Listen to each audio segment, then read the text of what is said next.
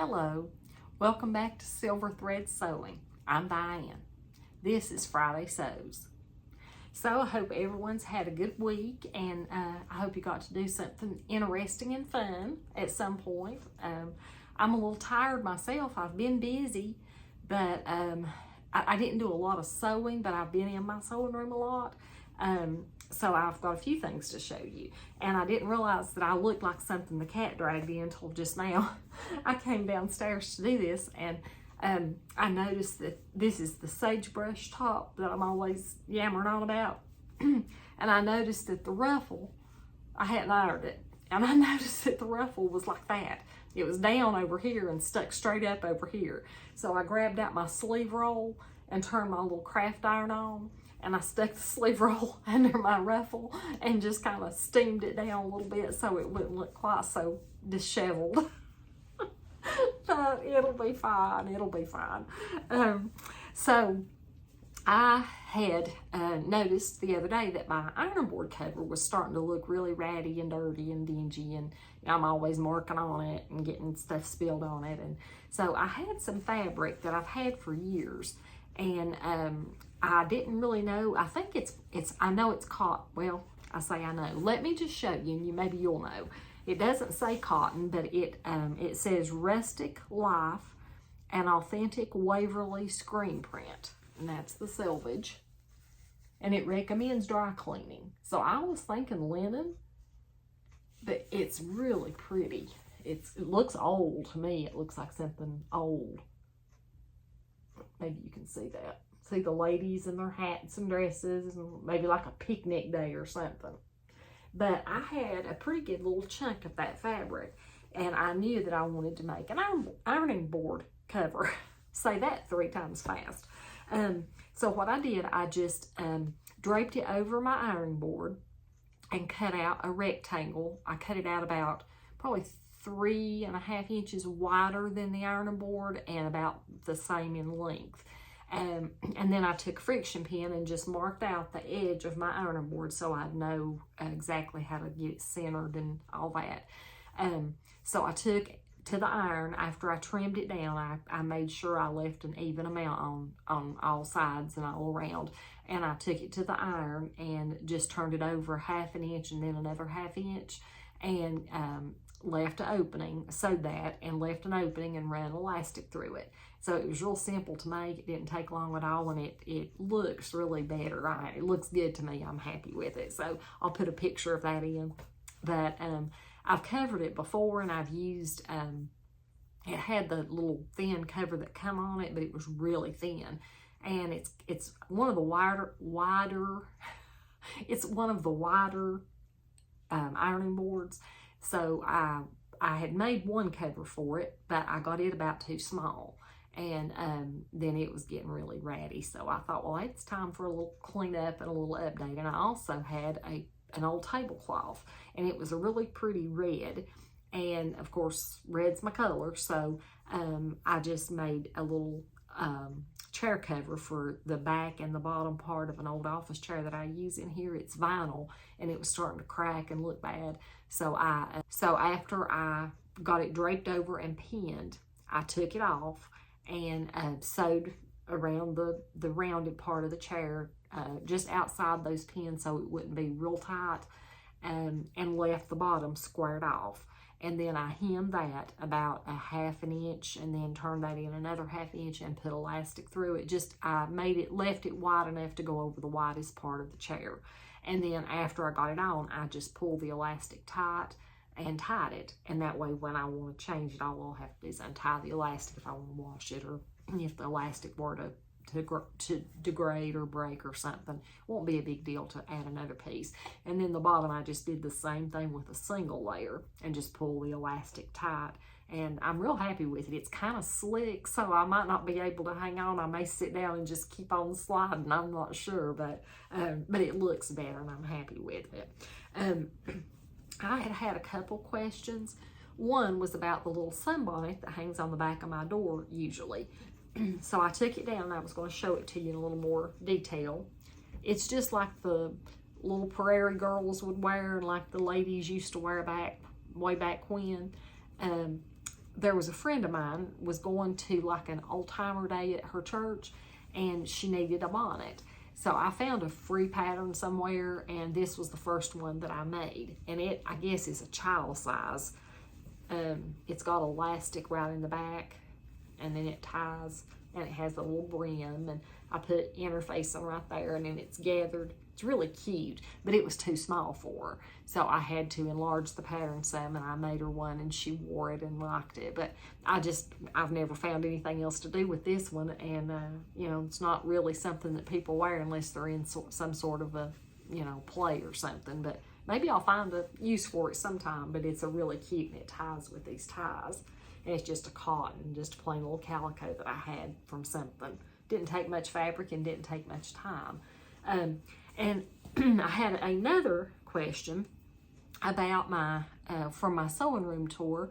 I had showed my pattern weights, and most what I've showed was just the little creek rocks that we painted, and you know, they work great. But there was 4 other little pattern weights in there, and I didn't take those out and show you. I don't really know why. I don't know. I just, maybe I thought nobody would be interested. I don't know, but I did have a question about them, and I wanted to real briefly tell you about them. So we had lost my father-in-law back in December of 2020, and he and I were just best friends. I love him, and I say love because there's no past tense. Love never dies, so I love him. But he was just so good to me, and we had so much fun. We would just laugh our heads off at the craziest things. But anyway, when he passed, it was really hard on my husband and all his family, and me too, and my family, you know. But I had gotten some of the flowers from his service, and I kind of get a V in my bonnet, and I just kind of run wild with it and don't really, you know, figure out how I'm supposed to do something. I just think, well, I'll learn as I go. It'll be fine. So I had gotten some resin, and I didn't have any molds, and I didn't know you had to have like a silicone mold or something you could tear away from them. And so I'd asked my daughter if she had anything silicone, and she said, I have some muffin cups, silicone, and you can use those. So that's what I did. And what I probably should have done was taken these little dried flowers and placed in the bottom of the cup and put just a little bit of resin and let that harden, and then go back and add more flowers and a little more resin and keep doing that. Well, I didn't do that. I just filled the little cups as full as I wanted them of resin, and mixed, all of it was mixed up, and then I dropped my flower blooms and things into the resin. Well, they floated, and I couldn't get them to stay down in the resin. They kept floating to the top, so I kept taking a toothpick and I'd hold them. Didn't know it took like 36 hours or something for the stuff to dry. Just like I said, I just go off half-cocked all the time. So anyway, I'm going to show them to you, and I'll show you the funny part, but he would just get a kick out of it. He would laugh and laugh. But here's one, and it's just like a little rose. I hope that's light enough that you can see. But if you look closely, it's kind of sticking out of the resin a little bit. the little thing right here, it's sharp. You can feel it. It's sticking out so far. But it works great. The only problem is I need to file off these little sharp edges because they're really sharp. But that's one. And this one, I put some petals and a little bit of the little sprigs of, I don't know, baby's breath or whatever that's called. But they're special, and I love them, but they are a little funny because they do kind of stick out. And then this one, same way. They're all very textured. You can feel the flowers sticking out, but they're in there to stay. They're not coming out. And so I use them, and they do work good. They're great pattern weights, and I get a kick every time I see them. I get a kick out of it because I know he would just laugh and laugh. So that was the questions I think that I had about things. If I've missed anything, I'll try to remember to go back next time, and I don't want to keep anybody too long. We had ran to Walmart today, and I have good luck and bad luck with the Walmart bundles. Sometimes I buy something that I think is going to be really good and get it home, and it's just not. It's not good. But today I found a piece, and I've learned kind of how, I don't like to go in and pull all the fabric out just to see how thick it is, because I just hate to do that. It makes it look messy, and the next person coming along is going to have to deal with that, and the people that work there, I'm sure they don't appreciate that, and it makes it look bad. So I've learned kind of by weight and by feeling of how big the roll is and how many yards there is. So when I got hold of this, I didn't lay it down. I kept it. It's navy blue, and I believe that it's cotton. I think it's a cotton sweatshirting. Because I've not done a burn test. I just figured, well, I like the way it feels, so I don't even care, but that's the underside. And no, my lights are terrible, and I know you probably can't see that. But it's really pretty quality, and it was 2 yards for $3, so that should make me a sweatshirt. And it's got, width-wise, it's got quite a bit of stretch, and length-wise, not nearly as much, but a little bit. So I'm hoping to make a sweatshirt out of that, because I love to wear sweatshirts over, if I'm wearing a t-shirt or pajamas even, I'll throw my sweatshirt on when it's chilly. So Sunday morning when I went to church, I wore a dress that I had made recently. It's Newlook 6263. And I just made the simple version, the keyhole in the back with button and loop closure. And I have used this fabric. It's a rayon challis that I got from Fabric Mart last year. But isn't that just the happiest fabric? This dress is actually still wet. I just got it out of the washing machine and was going to go upstairs and hang it up. And I thought, well, before I do that, I'm going to show them that I love navy. I'm not usually drawn to green, but for some reason, this green, I love it. I love it with the navy and white. I'll put some pictures of me wearing it. I seldom ever wear anything sleeveless because I don't like my arms. And I don't ever get sun anymore. I used to go get tan and all the things, and now I have scars all over my arms from getting the age spots taken off. And so I don't get out in the sun a lot without sunscreen anymore, but I don't like the way my arms look. So I always wear a sweater. And it was a little chilly Sunday, so it wasn't a bad thing. But it's just such a cute dress, and I wouldn't mind a bit making a couple for tops, just cutting them off shorter. But I think it's a really cute little pattern. And that's the line drawings. And it just has, like I said, the keyhole opening in the back, and I put 2 buttons. I think I put 2 buttons on it. Yeah, it has 2 buttons, 1, 2, and I just use elastic. And I don't even have to use them, though. I can get it off and on. So I think that's about all I had to share with you today.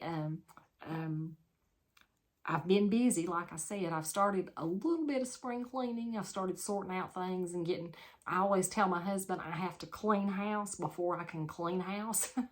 And he thinks that's funny, but it's kind of true. There's just so many things to get done, and you have to go through and sort things and get things put back where they go and moved around. And so I cleaned yesterday quite a little bit, and I'll start spring cleaning maybe next week, but I'll find myself down here killing time doing what I want to do instead of what I need to do. I am working on something right now. I've got the pattern almost stuck together for the ballad blouse, and that's the Love Notions pattern that I talked about last week.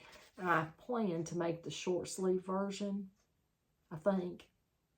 I don't know yet what out of. I need tops really, really bad. I don't have any summer tops hardly, other than the sagebrush and the iris tees. But I got this one almost stuck together, and I hate sticking a pattern together, so I've got it spread out all over the table here, trying to get it taped together and ready to go. But I decided to come talk to you guys instead. So this weekend, Sunday's Mother's Day, and I hope that if you're celebrating that you have a wonderful Mother's Day. You don't have to be a mother to a child necessarily. If you love something and take care of it, 4-legged, 2-legged, whatever, then that's a mother's love, in my opinion.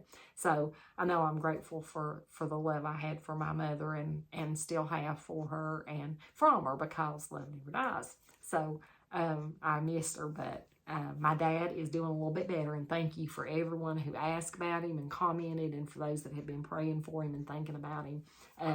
He's a little bit stronger today, seemed like. He's eat a little bit better the last couple days, so we'll be thankful for that and just see what happens. But I did appreciate your concern and kind words about him. Remember, you'll never be a failure at sewing unless you stop trying, so never stop trying. And I hope to see you very soon. Bye.